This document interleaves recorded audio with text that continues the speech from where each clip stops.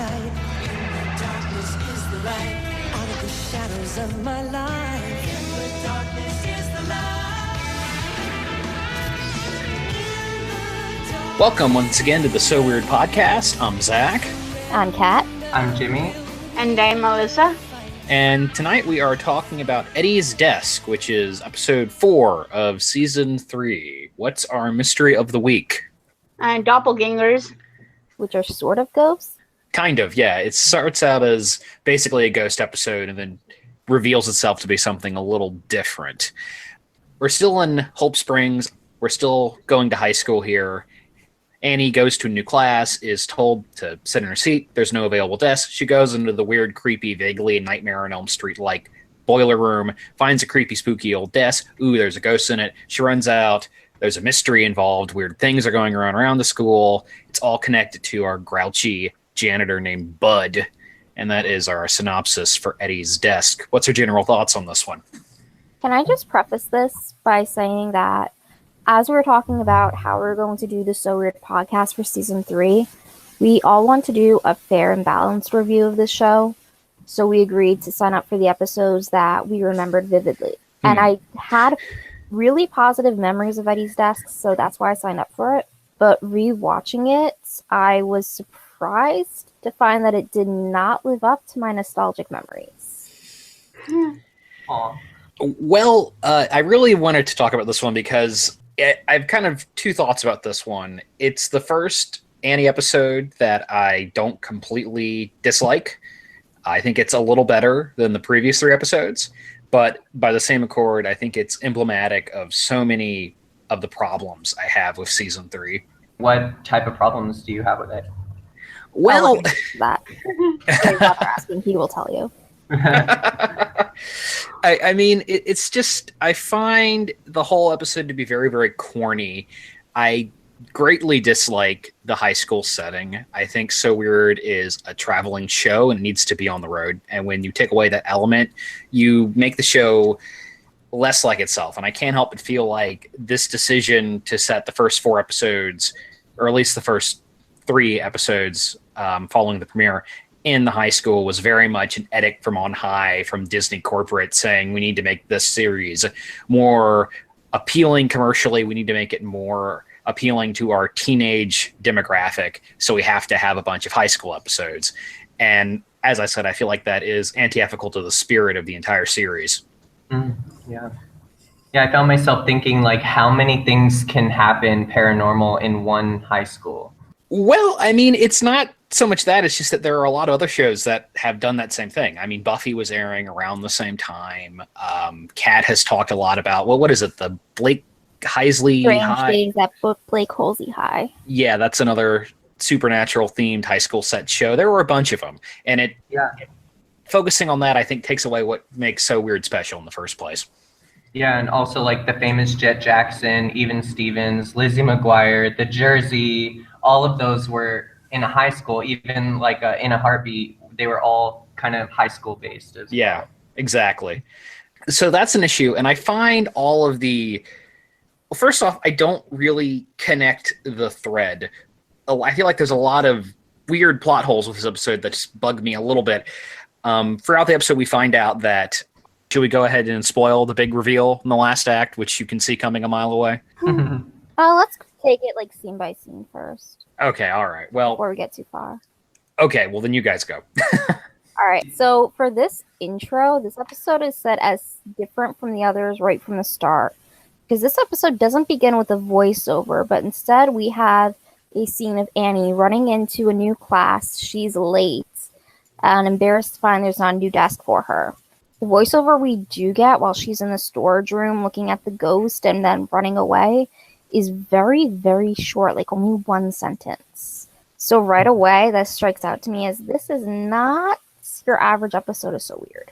I noticed the teacher, Mrs. James. I kind of recognized her. And did you guys see the movie Juno? Oh, of course. Do you remember Gertha Rouse? That's her. Her name is Eileen Petty. Yeah, so thought that was a cool connection. She's in Juno. Oh, well, that was a Canadian-produced film, so it was probably shot in Vancouver, part of it anyway. Yeah. And she also said that she was switching from composition class, and I was thinking, oh, is she trying to get out of writing that Chad paper? I don't know if that was composition class, but I kind of noticed that she's switching classes there. Yeah, I think the chat was for history or something. So Yeah, but that opening is just weird, and not in like a so weird sort of way. It's weird in a wow, this doesn't feel completely normal to me somehow. Right, like Yeah. the writing is significantly different in this episode. Yeah. I noticed the books that the teacher said they were going to be reading. The first book they were reading was Old Man in the Sea. And then the second book they were going to be reading was Brave New World. Now, Old Man in the Sea is by Ernest Hemingway. It was written in 1952. And then Brave New World is a book by Aldous Huxley that was written in 1932. But the plots of those books are very similar to the plot of this episode. really, Well- Yeah. How? Okay, Old Man in the Sea I can sort of get, but the Brave New World connection I'm not catching on. I had to read like really in depth about it, but it was kind of like a savage story about a man named Bernard, and he is the quote and unquote custodian of a man named John, and he's kind of treated as a celebrity, but he really scorns attention. And like later in his life, he like moves to an abandoned hilltop tower, and he ends up like trying to get away from like civilization, but then he sees a woman and he both loathes her and loves her, and he attacks her, but then he feels terrible about it. It was just kind of like a similar, I don't know, kind of how Bud was treating Annie. I could see like the correspondences of it, but I thought it was interesting that Old Man in the Sea was written in 1952, and that's also the year that Bud had dropped out of high school. I feel like that's kind of overreaching. Those are pretty standard books for any high school curriculum. I had never read them in high school. I had to look them up. I didn't read either of those in high school. I had to read them in college by myself on my own. And Old Man in the Sea, that's a story of a man, an aging man who is an experienced fisherman, but he's actually very, very unlucky. And by the end of the book, it takes him 85 days to finally catch one fish. But the fish he ends up catching is a marlin, and it's 18 feet long. But at the end of the book, they end up having to tell him how sorry they are for making fun of him in the village and talking all this crap about him. So I thought that was kind of corresponding as well to the plot of this story, that Bud had been there so long and still hated all the kids, but then he gets that retribution at the end. Yeah, that definitely, I think there's probably something to that. I mean, I think the fact that they mention those two books specifically was intentional on the writer's behalf. I would think it would have to be. And Tom J. Assel is one of the creators from the beginning, and he actually came on as a writer for this show, which is why I think it has a little more substance to it, because John Mandel is not a very good writer, in my opinion. But I think it's because Tom J. Astle came back for this episode is why there's all these connections, and we get to see some of the, things from a couple other seasons back. Something I was saying earlier, I feel like there are, does anybody else agree with me that there are some sort of weird plot gaps in this one? Because there's no explanation for why Eddie's doppelganger begins to perform these sort of poltergeist activities throughout this episode. Like, did Annie going down into the basement and touching his desk reawaken his spirit or something? Because throughout this, we see bullies in the school being humiliated, and in really kind of corny ways. I mean, it feels so much like a So Weird season 3 thing. These giant globs of cartoon gum leaking out of a locker and sticking to this mean girl's backpack, or the bully getting pelted with blue jello, mysterious blue jello. I've never seen jello that vividly blue in my life before. And it really kind of feels like the show is almost doing an overhanded, heavy-handed anti-bullying message. Does anybody else feel that way too? Yeah. And I agree.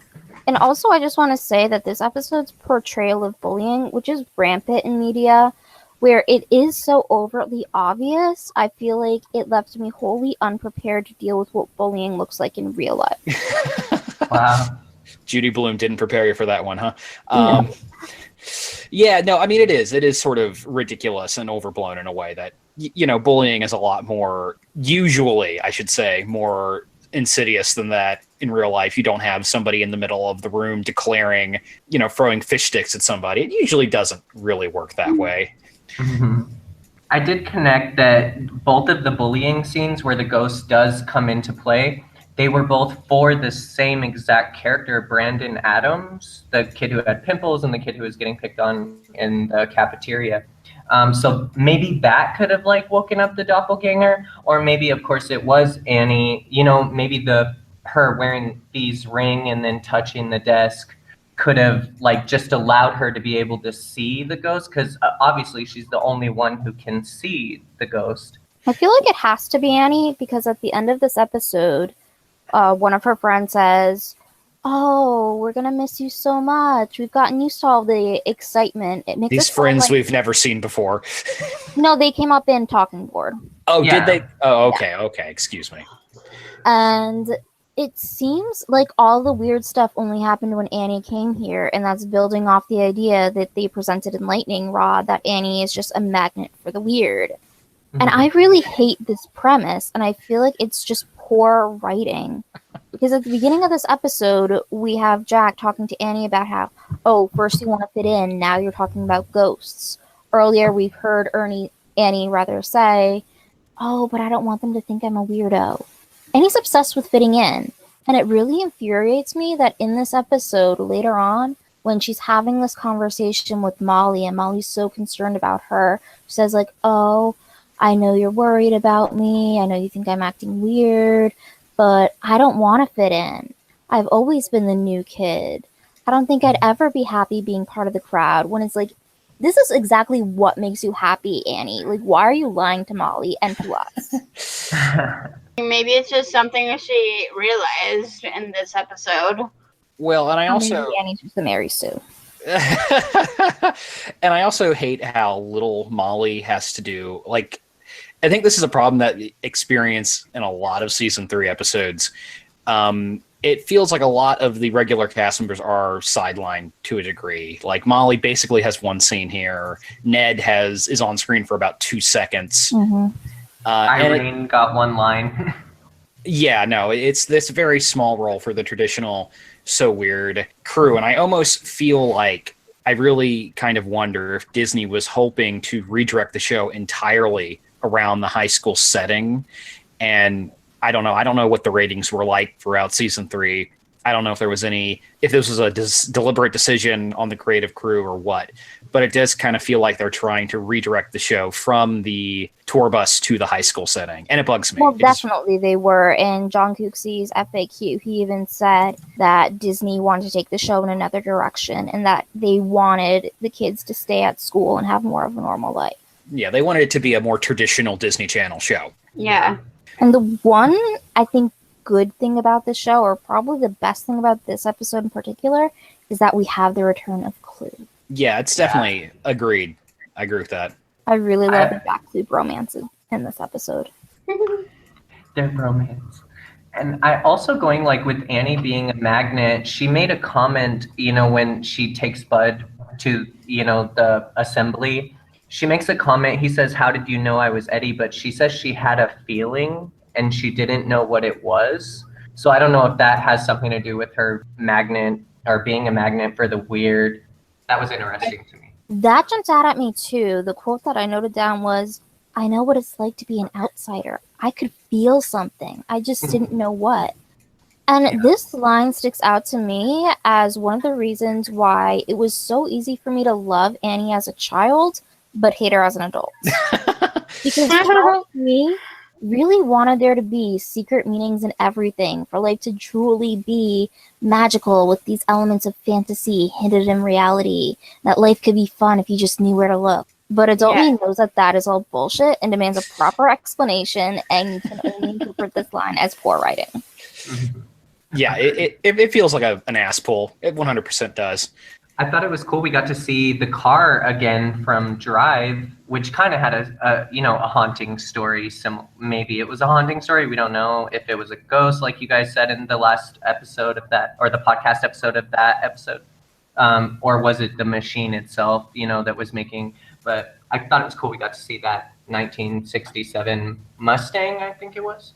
Yeah, I love the reappearance of the car. And this episode does do a few different throwbacks to seasons 1 and 2, where Clue first talks to Annie about seeing ghosts, or Jack tells Clue that Annie's seeing ghosts, and his reply is, "Oh, cool, doing the fee thing." Yeah. And it feels like a half-hearted attempt to throw back to seasons 1 and 2, but I can't help but feel, no, she's not doing the fee thing, because Fee wouldn't run away.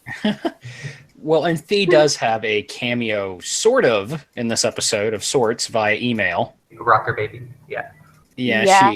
She does kind of appear. And then I really love how Clue is with Annie in that scene, and he's so insistent, "Tell Fee I say hi." Yeah. Like, oh, right. He's so eager to hear from her, and this is why I ship Fee and Clue. Yeah, I was thinking that's a total shipper moment there. And though if the Clue Annie shippers exist, I guess they must. There's plenty of grist for that audience in this episode as well. Yeah, Annie and Clue have a lot of screen time together, and I do love that Clue comes back from college. He's been at college a few months, and now suddenly he knows all about philosophy, and he's pretending to be really, really deep. And it almost comes off as if he's trying to impress Annie, or maybe just everybody. It's very funny. Yeah, I really like Philosopher Clue. I think this is one of the things about season 3 writing that I do still really appreciate. And also, I have this headcanon that Clue definitely smokes pot. Oh my God. Yeah, same here. He's totally a Disney-fied stoner.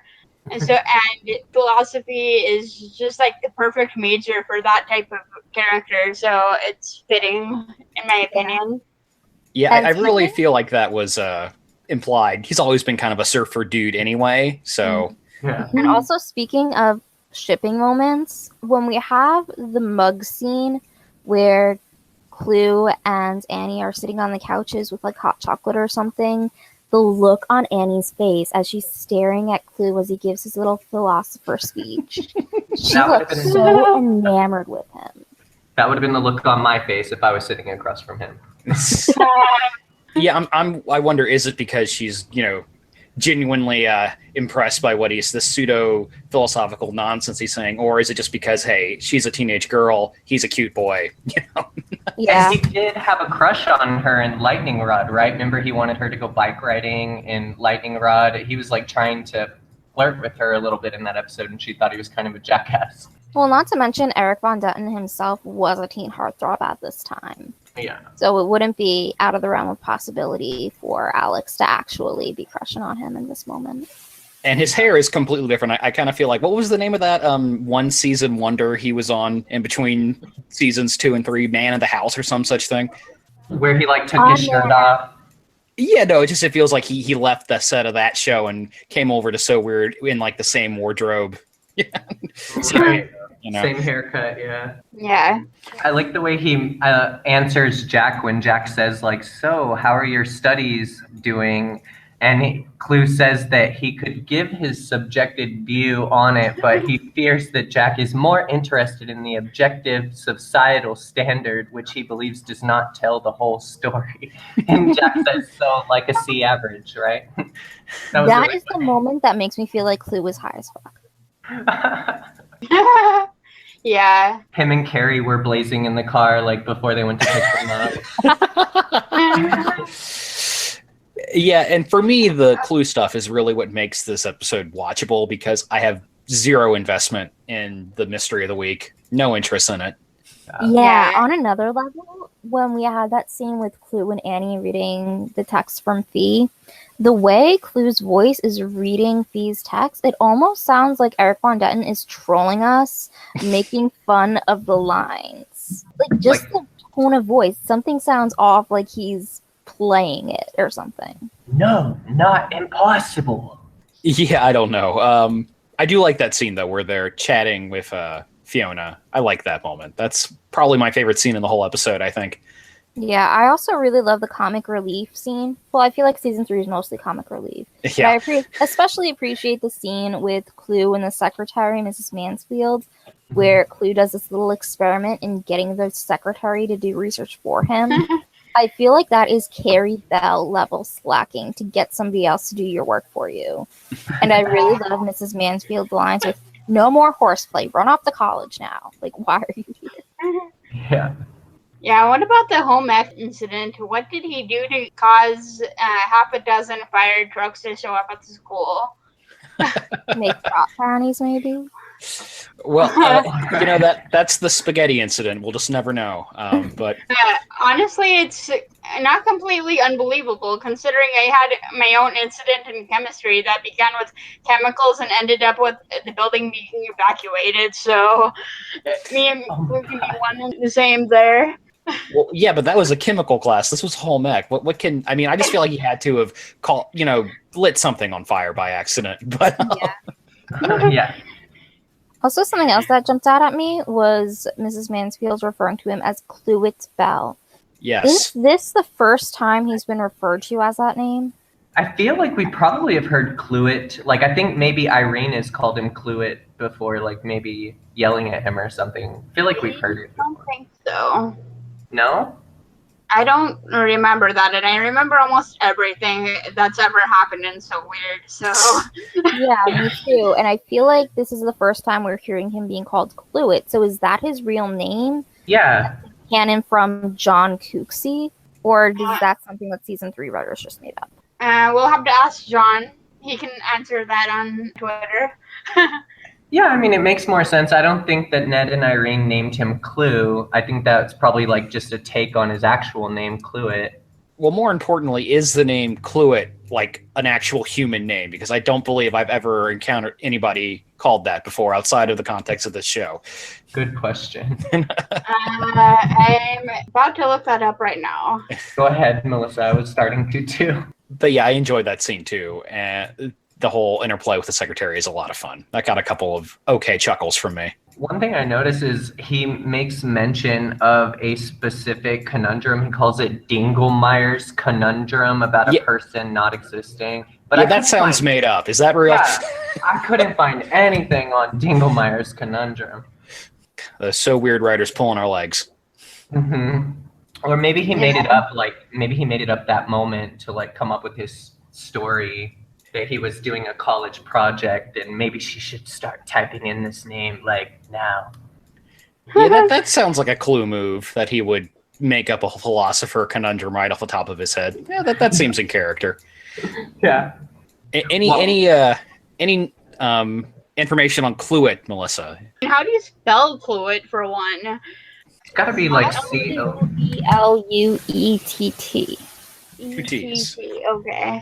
Wikipedia is telling me Cluet is a surname of English origin, so it seems to be there have been a couple of notable Cluets with that as a last name. Huh. But I'm not seeing any Cluets as a first name, but I guess it's not totally outside of the realm of possibility. I tweeted John Cooksey, so let's see what he says. Go straight to the source. Not showing up on babynames.com either, so. They made it up. Made up so many things for this episode. Now, so I guess we should talk more about the mystery. I mean, what's our general opinion on that? I mean, I've already said I think it's pretty corny. I think the execution is pretty cheesy. What does everybody else think? Well, whenever I think of doppelgangers, I think of a lookalike, like an evil twin of sorts, like in Vampire Diaries. So this is the first time I saw it as being a part of a living person's soul. So watching this episode, I didn't really like it until I did some research. And according to Wikipedia, a doppelganger is a lookalike or double of a living person, sometimes portrayed as a ghostly or paranormal phenomena that's usually seen as a harbinger of a bad luck. So that kind of made me like it a little bit more. Interesting. And wasn't there an original third season episode about a doppelganger, or am I remembering that wrong? Like, didn't they have some notes that maybe doppelganger would be the subject of in one of the original season 3 episodes? That sounds vaguely familiar. Do we have any research on that, Kat? I need to pull up my notes. You're the keeper of the So Weird lore.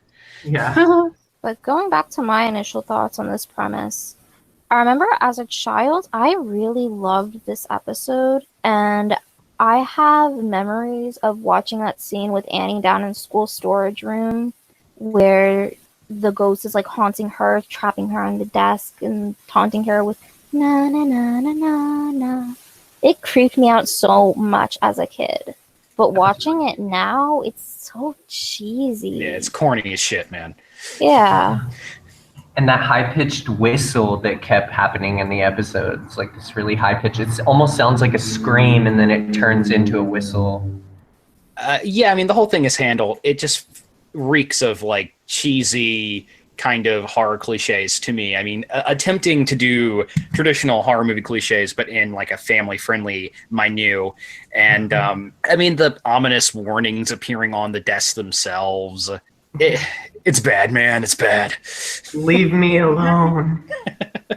Yeah. Like I said, the way the mystery is resolved, it really kind of feels it feels a lot unearned to me, because it does sort of seem like, oh, well, the half an hour is up, so let's wrap this up and just have everybody figure out everything immediately within a few minutes. Mm-hmm. But, I mean, that's a problem the show's always sort of had, and I feel like would be exacerbated throughout season 3. Like, how did a teenage girl get a grown man his high school diploma in the matter of one night and day? Yeah. Yeah, I feel like there are a lot of elements of poor writing in this episode. Like they're like, And "Here to you start go." off, the whole phenomenon of the doppelganger wasn't properly explored, and it left me with more questions than answers. And it really bothers me that it feels almost like a rehash of the season 2 episode Fall, where you had the ghost boy and then the journalist adults. Mm. I feel like this was supposed to be the explanation for that episode, but it got worse. The ghost definitely looked very similar to that boy from Fall. Yeah, and I just looked through the season 3 list of episode notes, and I don't see anything in here about a doppelganger, but there was an episode pitch for the episode on Jack's prom, where there would have been like a haunted school set up with dead students who wanted to return and get their diplomas. Sounds like a possible connection. Yeah, and again, Tom J. Astle came back for this episode as a writer, so maybe he was like using those as reference notes or something. It's possible, because there are elements of original season 3 ideas that did make it into the season 3 we have. We do have a mummy episode. We do have the Circus of the Dead through Carnival. We do have voodoo. Yeah. So, interesting notes on some of the actors appearing in this episode. Tom Shorthouse is the guy who plays Bud, the grumpy old janitor, who I think gives an okay performance. Like, he has his little speech at the end where he talks about being bullied as a kid, and that's fine. You know, that is one of the better moments, and notably, he did appear in Air Bud 3 with fellow So Weird alum Kevin Zeger, so, you know, there is that connection. And also, I think it's sort of weird, the person who plays Eddie's ghost, Christian Mezier, not sure how you pronounce that, but he's since gone on to become a writer and director in his own right, and looks like he's made about 5 or 6 feature films, according to his IMDb here, so that's sort of cool. Yeah, definitely. And I noted that the 2 girls, you know, the girl who gets glued to her locker, Julie, and the girl she was talking to, her name is actually Princess, but that is kind of a cameo for the actress Debbie Wong. She's actually a very famous mezzo-soprano, and she sings in like operas, and I went to her website, debbiewong.com, and she's like world famous for her beautiful voice. Wow, she's not even listed on the IMDb page. That's a good find. I noted that. I was going to edit that and fix it. So, you know, it's always interesting to see some names of sorts pop up in there. Yeah. There are a couple wardrobe things that I've noticed too. For one, when Annie's wearing her red shirt in the middle of the episode, she's wearing a black choker that looks identical to the one that Fee often wore in season 2. And I know that they were very popular at the time, so it's not outside of the realm of possibilities that Annie had one that looked just like Fee's. But it bothers me because it could also mean that Annie's just straight up stealing Fee's jewelry. That, like in the move from, you know, the cabin to their new house, maybe she like found some of Fee's jewelry and she's like, "Oop, mine." Yeah, but like the ring isn't enough for you. She's just taking over Fee's life. Well, at this point, it starts to sound like a Seward episode itself. Annie is a pod person who's literally taking over Fiona's life and just stealing all her clothes. Steals her mom. Yeah, really. Steals her house. Steals her friends. Steals her room on the bus. Yep, but it was cool. We did get to see that picture you guys mentioned last episode of Fee and Annie from the Lightning Rod episode when they were both wearing their red outfits. Oh, I completely missed it. Yeah, I noticed that too. It's cool. In this episode. And also, the yellow top that Annie's wearing at the end of the episode is worn again by her and being there. And I really like that look on her. It complements her skin tone really nicely. So well done to the costume department. Yeah.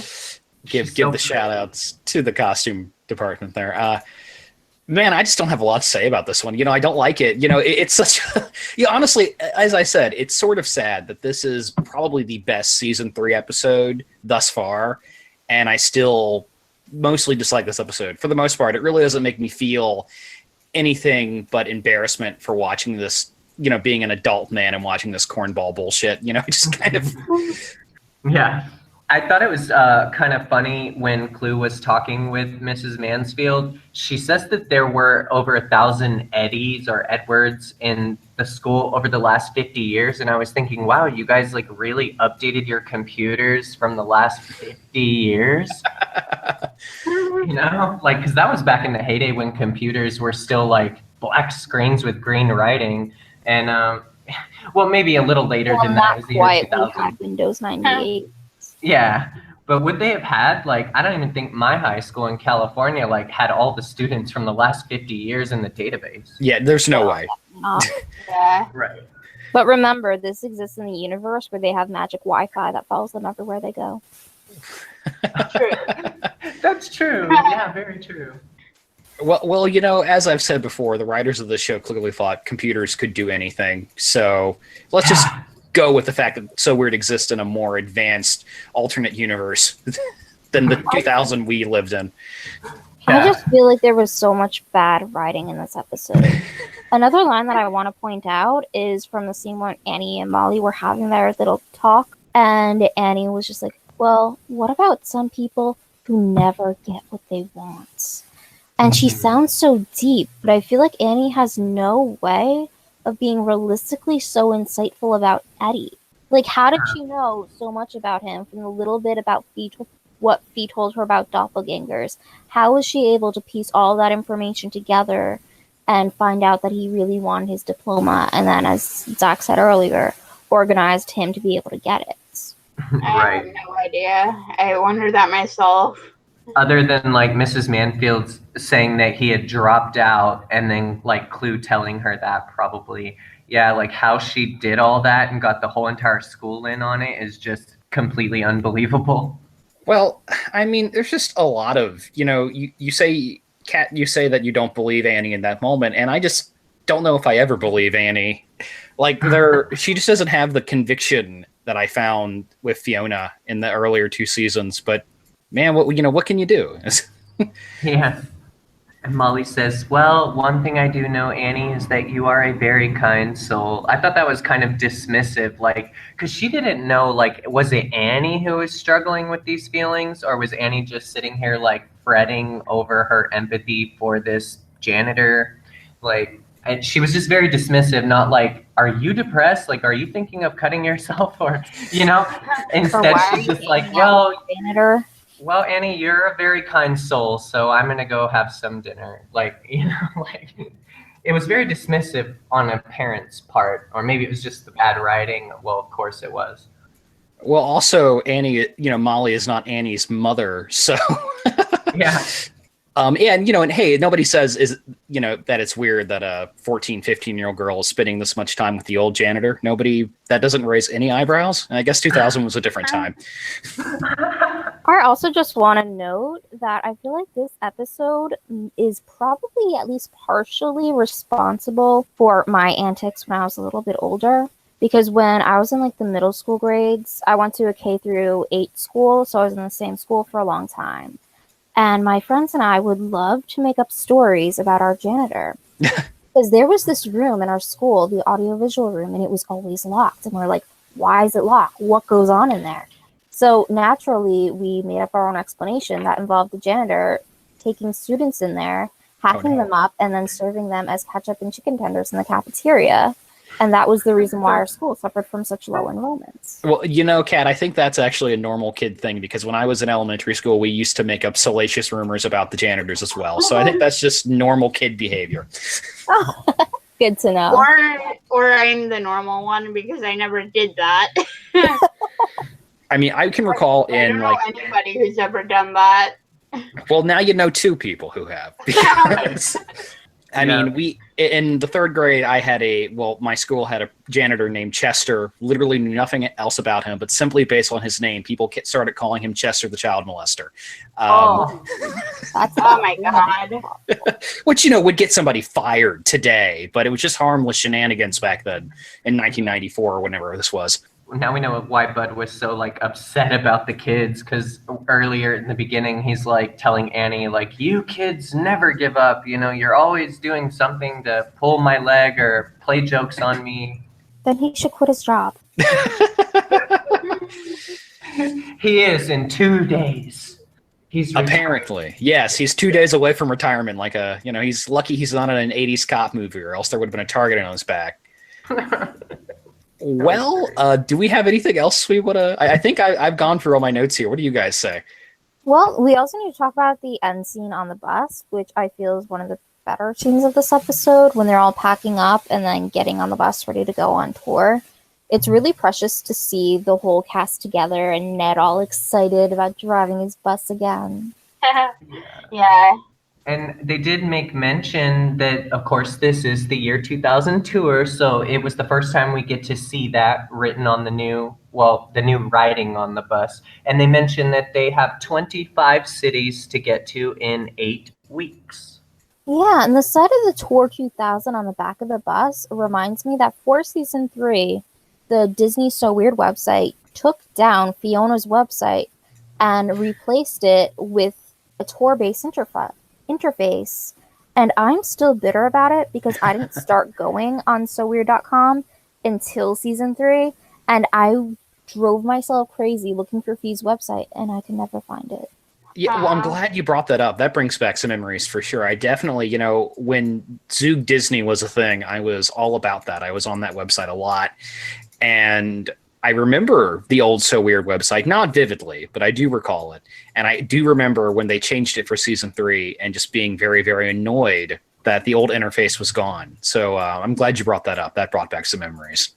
Yeah, I've definitely beat myself up for not saving things or not being more adamant about saving things at that time period, because I feel like a lot of things are really lost from that period, and it's kind of sad in our fandom. Well, just in general, there's a lot of stuff from the late 90s, early 2000s, the early period in the internet. It's sort of like how there are lost films from the late 1800s and 1900s. Because of the time, we just thought it was a novelty. We didn't think it would become this hallmark of our lives. So a lot of early internet history is sort of gone forever. One thing that I did while I was on the So Weird Tour Bus Interface website was that I took meticulous notes on everything that I could find out, because I was that dedicated, and I think I still have the notepad around here somewhere. Girl, find it. I remember it was a lot of information about the cast. There was, I think it was Carrie, who appeared in a Mandy Moore music video. I remember writing that down. That would have been a big deal at the time. What music video? Because the only music video I know he was in was the Pink music video, when she's oh God, what was that song? Do you remember, anyone? I have no idea. This is the first indication. I didn't know that Carrie was in a Pink music video.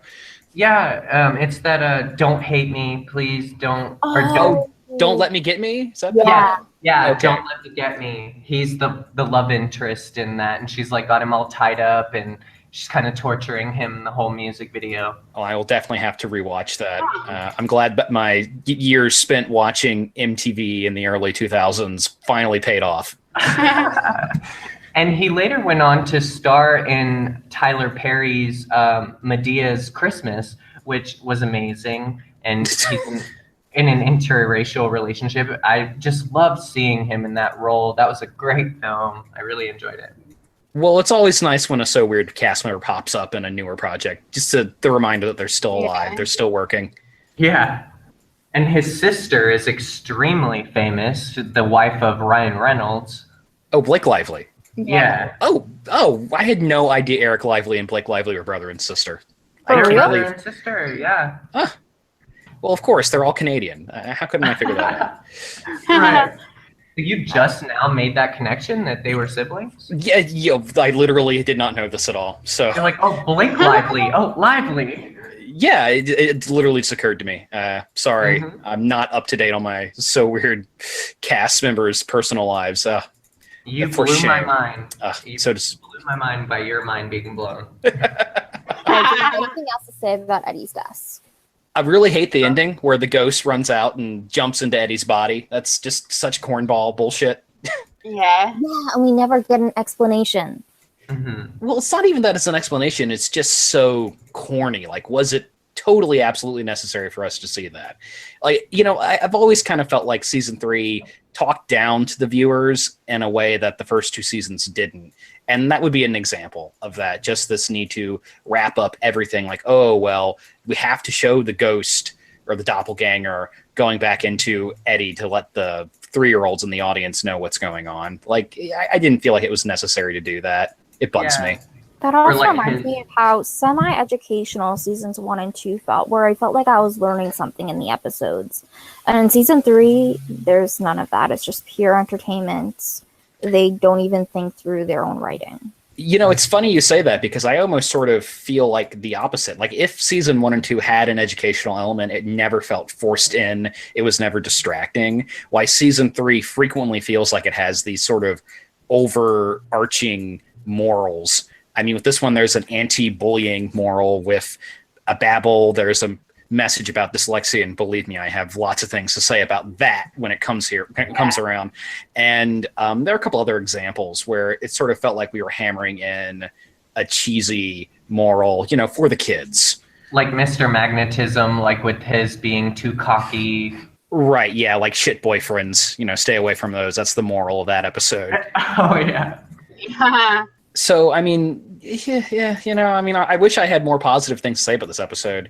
And as I've said before, it's sort of sad that this is what passes for one of the better season 3 episodes, because I still really don't like this one that much. What would you rate it?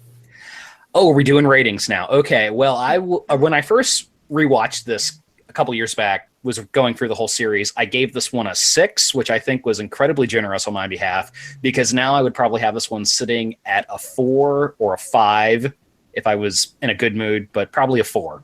I'd probably give it maybe a 5 out of 10, just because I was so happy to see Clue come back and we did get to see some of his antics. I loved his philosophical dialogue. It was really funny to try to figure out what he wasn't saying or what he was trying to say.